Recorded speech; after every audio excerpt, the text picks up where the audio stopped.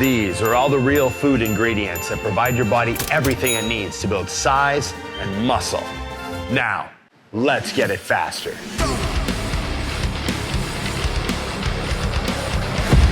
Flex Food is 46 real food ingredients on demand for real muscle building meals and real results fast.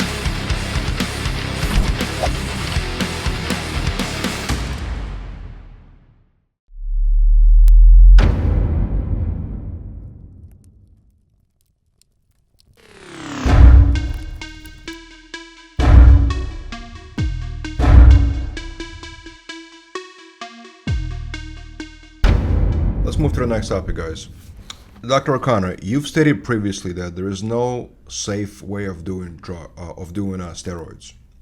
What would you say to the bodybuilders that are watching right now that think their career depends on the usage of these steroids? What do they say to those guys? And Tony, how do you feel about it as well? Well, as an ethical physician, gentlemen, I can't say steroids are safe. They appear to be safe for some, but in the end, there will be consequences. No one's going to argue. At what point and what is it worth? That's your decision. So make that decision. Tony decided at 18 he would go on testosterone. He cut himself 5 years early. That's not too bad, Tony. That's pretty impressive. You stayed natty for a pretty long time. So many men are going on testosterone and blasting and cruising because they have to. And Tony, they're 19, 23. And I do see guys that come to me 5 years or 10 years later. Infertility, Tony, infertility is a bitch. This is a bear. And I can't with my evidence-based protocols but that other urology experts have devised with HCG and Clomid, Brevell, Ovidril. These are a lot of medicines you probably know these medicines, Tony, that I'm not always successful. And it's a pain. It's a lot of work and it's very frustrating. So they're infertile when you're on testosterone. So if you're a young bodybuilder, you're going to be infertile. We can get you through it. It's going to be a pain in the neck. You're going to have to come off test. We're going to have to blast the HCG, Clomid, maybe Brevell, Ovidril. You better have good insurance because you might need an extraction procedure from a fertility urology doctor that could cost upward of $25,000 to have one child, and not to mention other children. So this is just costly. It's unnecessary. I'd rather have guys think at 18, and I love the gym. I'm a muscle guy. Maybe become a mountain biker or a skateboarder. Thank you, Doctor. Tony, so the bodybuilders that are watching this right now and they hear stuff like, it's unsafe to use it in long term. What do you say to those bodybuilders? Should they do it? Should they not do it, in your opinion? I think each one of them already has some justification in their mind. So like if you interviewed a bunch of competition bodybuilders and said, this isn't, like, it would be healthier not to do these drugs, right? Then why are you doing them? And they would all come around to risks outweigh the benefits. I think where Dr. O'Connor and I agree is about the potential for heart disease, because that is something that they may really not realize the potential of until later. I think most of them already totally understand the possibility of getting shut down and the possibility of infertility. I think everybody accepts that. So everybody who's already using competing in bodybuilding already fully understands and accepts that. And us competition bodybuilders all talk amongst each other, and we hear like, okay, this guy, he's been on gear for 8 years and he just had a kid, no problems. So you hear about that just as much as you hear about someone who is still not able to have kids. So you got both sides. You have to accept that risk going in. It's the heart disease. It's really, it takes so long to possibly develop. So it is just a little bit of an unknown. And that's just a risk that is great that Dr. O'Connor is talking about that so that people are aware of it, and then they can accept that risk like I do. I accept that risk. And at first sign of any kind of heart disease, I would reconsider my approach, but I would always be on TRT. And then what's the harm in adding like the tiniest bit of Anavar or just a little something on top of it, or a little bit of growth hormone, which probably has no effect on heart disease, a little bit of growth hormone. Like there's a lot of ways to chemically enhance besides just steroids. I'll never have to just stop enhancing myself because of a side effect. I just work around it, mitigate the side effect, and switch compounds. I have a follow-up question actually about that. Tony, you said something very interesting. You said that, all competitive bodybuilders accept the fact that it's probably not safe, right? And they might have some very bad side effects. But they chose to do it and they accepted it, right? That's very important that you said that they accepted it. So with that being the case, if they have health complications, if that's the case, if they accepted it, should then we as a community, right, or as people in general, feel bad for them when something bad happens? I'm not talking about death even. I'm talking about health complications and so on and so forth. They can arise from that. Do you want to take that on, Tony? And then Dr. O'Connor, I want to know your opinion on that. If they accepted it, I'm saying. I don't know. Do people feel bad about? I don't think people. I guess if you have something like a death, you have someone like Sean Roden, who's like a really nice guy that everybody that I know really liked him, right? So I feel bad that he died, whether he accepted any risk or not, or whether it even had to do with anything about bodybuilding. But then the community readjusts. Someone dies, that's information that might potentially dissuade people from using steroids, and then they factor that into their decision. And then on the other hand, you have someone like me or people that I interview that maybe have very positive experience and they can weigh. So for me, it just comes really back down to balancing the information. It's not really feel bad for other humans for sure, but yeah, people are accepting the risk, and the risk and benefit balance changes all the time based on the information, and everybody is paying attention to this information. I mean, I think pretty much most competition bodybuilders know about these current deaths. Everybody talks about it. So like that information is already out there. Thank you, Tony. Dr. O'Connor, what do you think?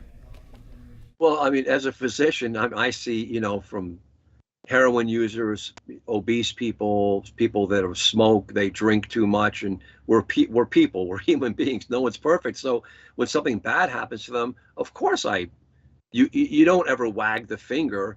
You should have known. You knew this. So I'm just as a physician and a human being, and Tony, I'm sure, does feel bad. We both feel bad. So of course we feel bad.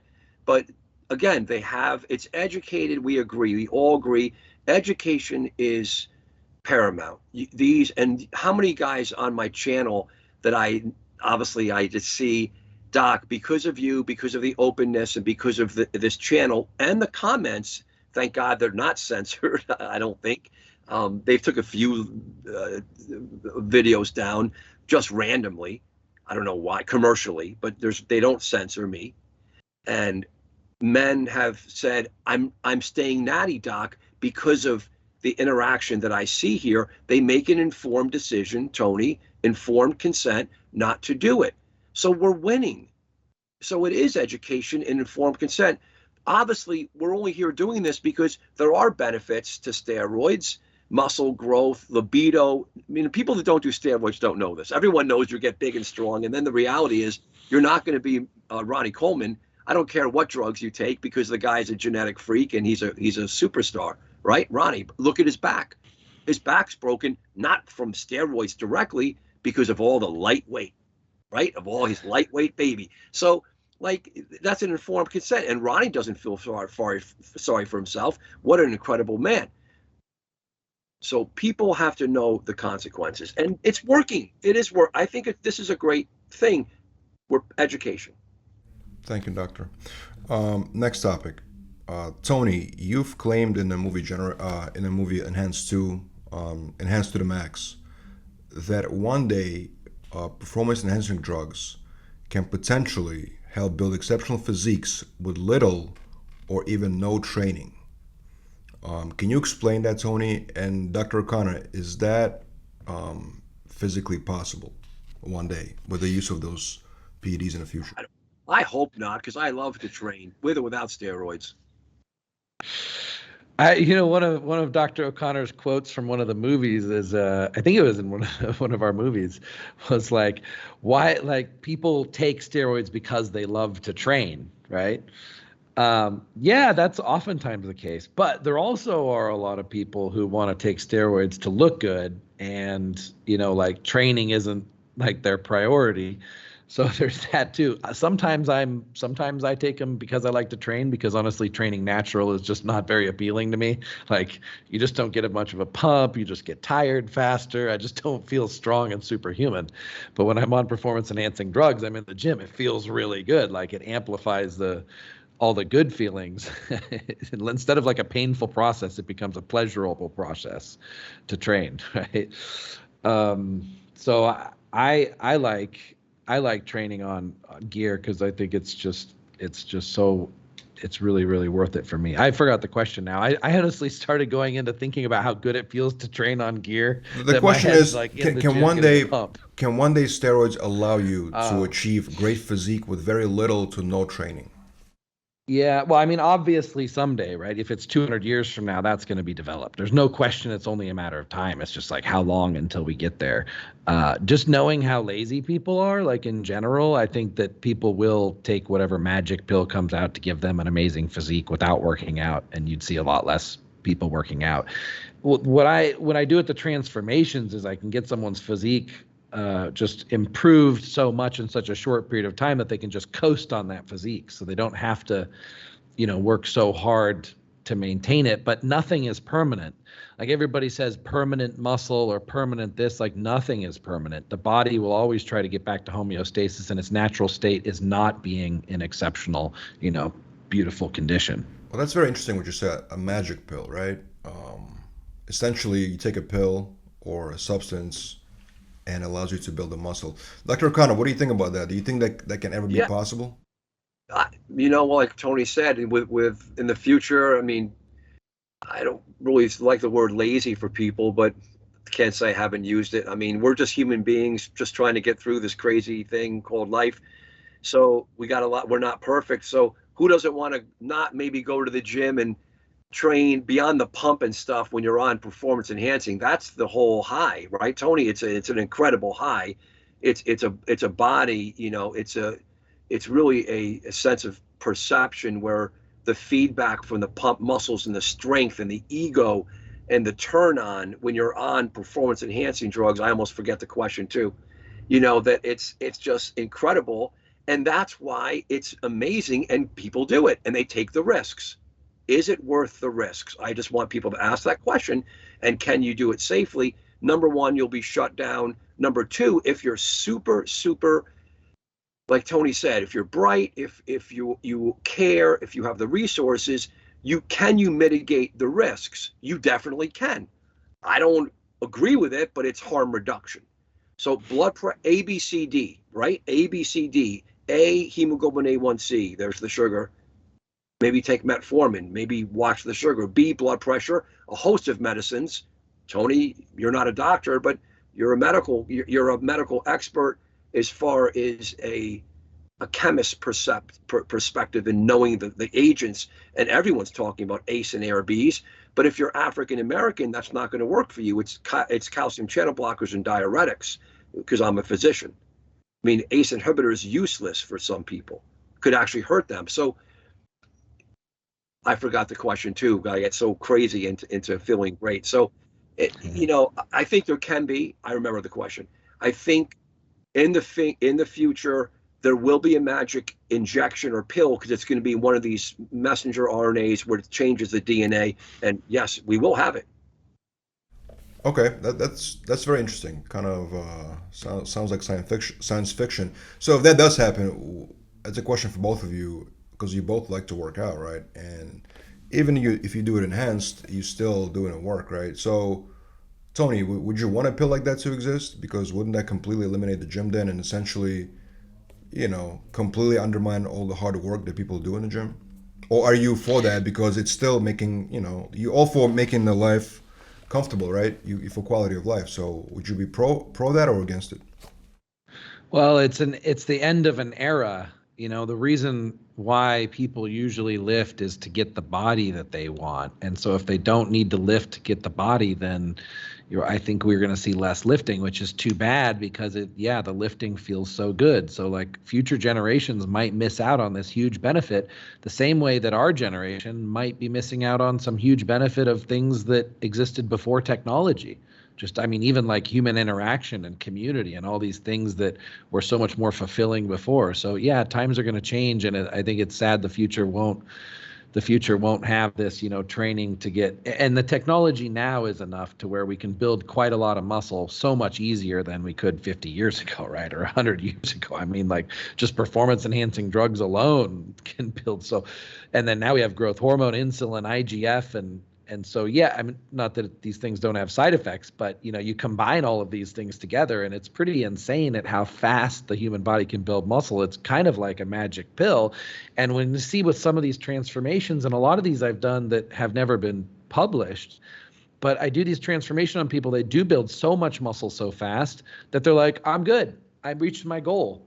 And then they're not even interested anymore. Like, I got the muscle I want, and then they're just gonna think they're gonna cruise on it. But eventually they lose it, and then they come back and they want to blast again to get the muscle. But you kind of find out that some people's motivation is just to look good. Some people's because they love lifting. Some people because they love being strong. Like, everybody's different, but I think a large percentage are doing it for the image, and they will not lift once there's a magic pill.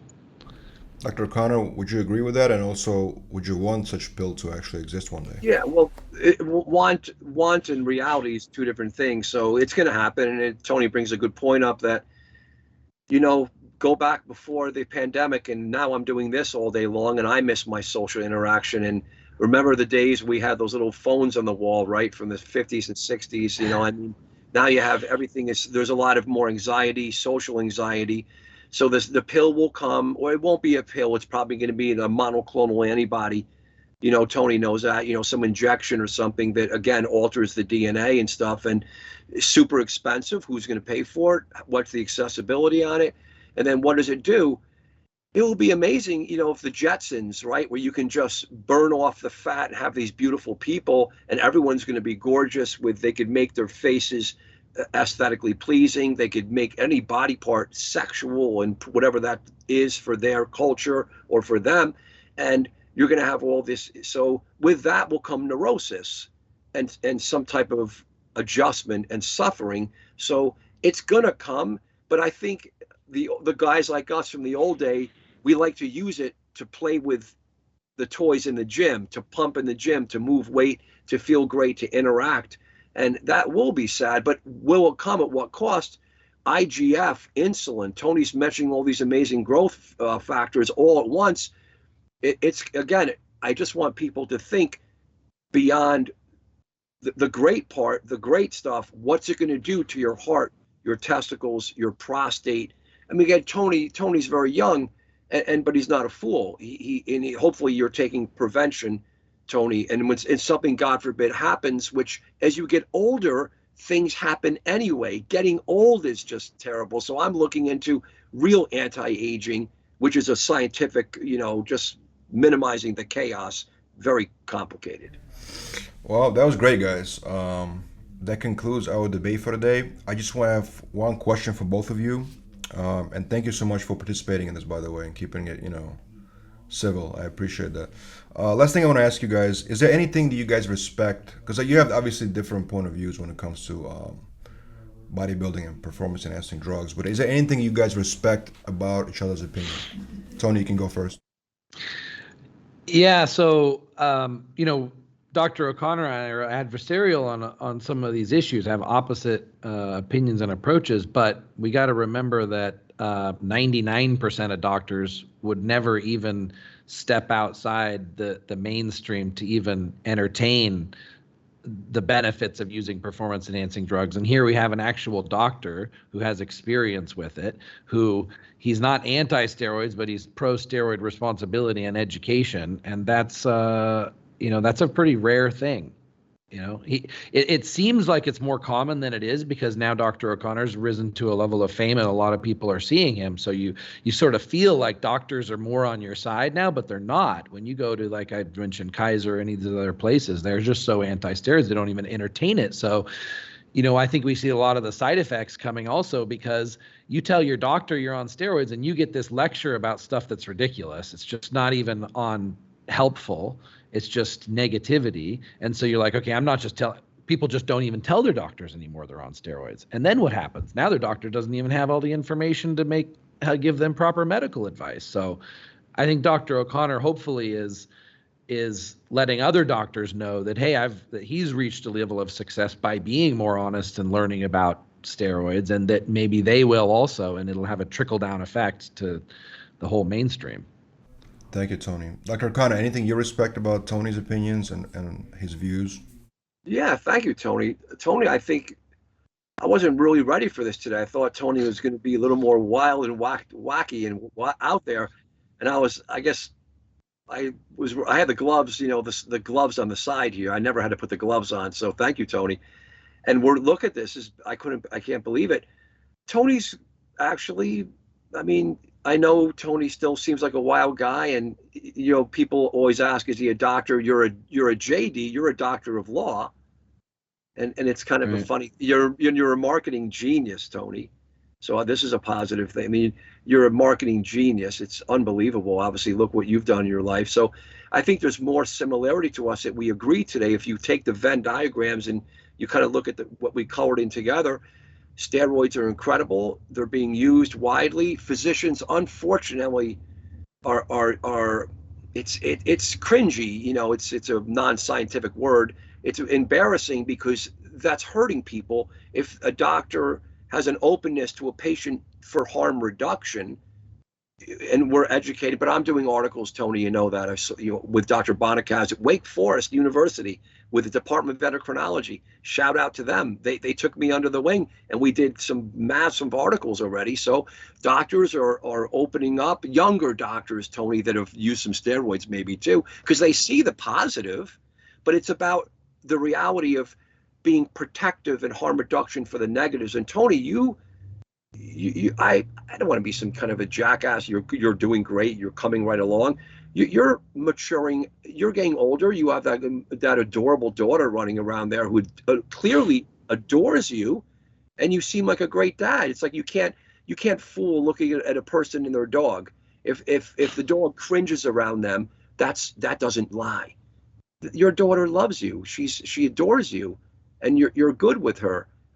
That says a lot. I just want you truly to be a dad living with me to 110. That's it. I think we really narrowed this down to, like, the heart disease thing is really something that deserves more discussion going forward. And not everything has been discovered yet, and not everything has been discovered as far as how it can be mitigated. So I think we really narrowed down, like, where the concern about steroids really should be and the attention. And I think I'll explore it more for my own personal self and experimentation for publishing. And Dr. O'Connor knows this is the hot topic. So I think people are going to learn a lot more about the cardiovascular risk and mitigation things coming out from both Dr. O'Connor and I in the future. I absolutely love that, because that's definitely up on the top, in addition to being shut down and all these other things. But heart and kidney, that's devastation, you guys. It's devastation when a man is in heart failure, has stents and bypass, or he has to go into. We have about 3 guys going into dialysis for kidney transplantation, Tony. Dude, that's game over. Yeah. Guys, Tony, huge. Dr. O'Connor, I want to thank both of you participating today. It means a lot to us here, and we're going to do it again hopefully soon. Thank you, Tony. Be swell and swole, friends of freedom, pioneers of human evolution. Take care, guys. Be safe.